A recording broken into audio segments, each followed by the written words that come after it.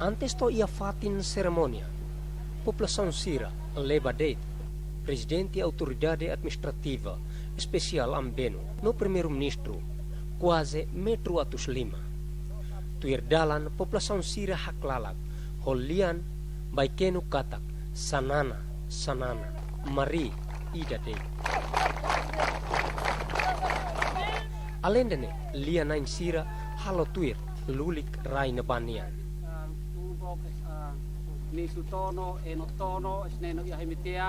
Ia discurso, Ministro Agricultura hateten, irrigação ne sei for benefício bot, banatar nain Sira.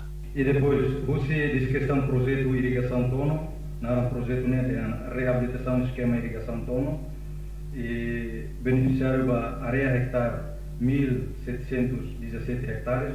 Ia fatin hanesan presidente e autoridade hateten, o ekusi iha projeto bot hanesan irrigação tono, ponte tono, monumento, bemos, dalan, no seluktan.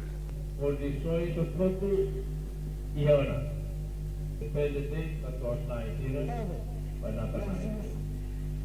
Sucesso e Lima agora.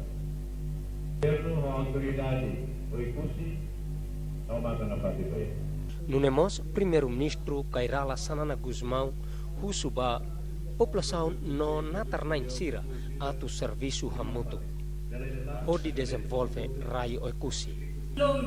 Serviço ba, Oket mil, a casa amba, kaherno, também imunido.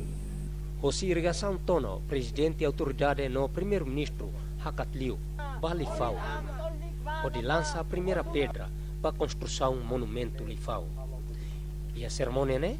Ministro Turismo Hateten, Lifau sai hanesan fatin história bot, ba Timor-Leste. Tamba malay mutin Sira, tum primeiro ia fatin na ba. Ulo ihatina natus lima liuba, tane missionário de Portugal, portuguesa Sira mai, tumulo do Kene, depois Maxirba ihdili. E a cerimônia nemos acompanha o udambot, mas que não é cerimônia halau na fatin to remata. Candido Alves, Rodolfo Souza, a reportagem.